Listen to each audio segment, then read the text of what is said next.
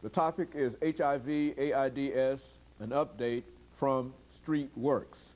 And of course, we have with us the Executive Director of Streetworks, Mr. RCrowder.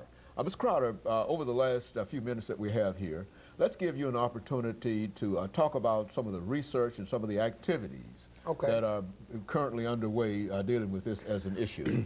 Well, Dr. Haney, I think the most promising thing that's going on now is the HIV vaccine trials. I think the only way we're going to eradicate this disease is through a vaccine.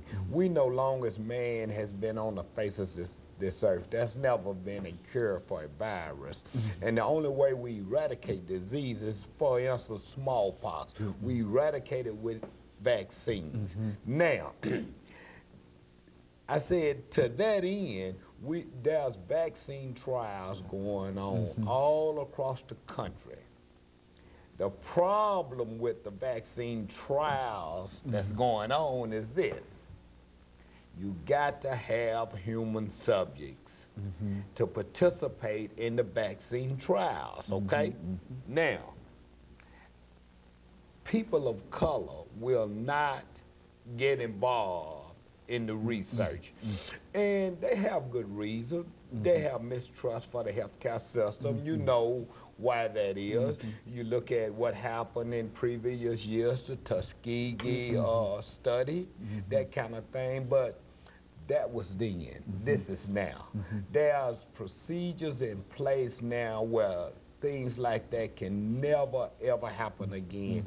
For instance, they got institutional review boards that review that stuff before it goes out. They have CABs, and that's CAB, C-A-B, Community Advisory Boards, who looks at it where the community people can get involved.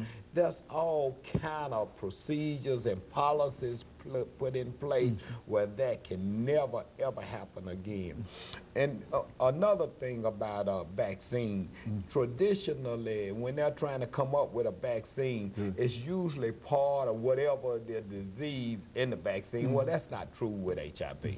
There's no parts of HIV in the vaccine trials, so a person cannot get HIV by participating in the vaccine trials. And I think that that's something that has to be emphasized, because one of the reluctance, I think, on the part of many people might be that if you become involved in these trials and you're given some kind of medication, that medication might bring about this whole issue. Well, that's not true. There's no HIV in the vaccine trials.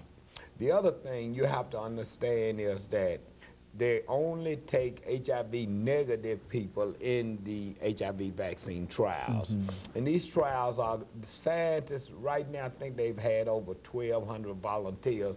The problem with it is, for instance, if only women participate in the vaccine trials, if they come up with a vaccine, then it will only work on women. So they need people of all ethnic backgrounds, they need people of all sex, gender, race, everything. So if they do come up with a preventative vaccine, then it will work in all groups of people. And we as a community of color just will not participate in the trials. And I think that's because of history. But now, again, I must emphasize, that was then. This is now. Now, you're also saying, I think, that it was also said about another disease, diabetes, I think, that unless African Americans can participate in these trials, that if they do come up with a vaccine and there's no African American participation, there's no certainty that this particular vaccine will have an impact upon that group. And so it's, well, now, how do you, considering all of the difficulties and the history of it and the Tuskegee report and et cetera, how do you convince individuals of color to become involved in these trials? Again, community education.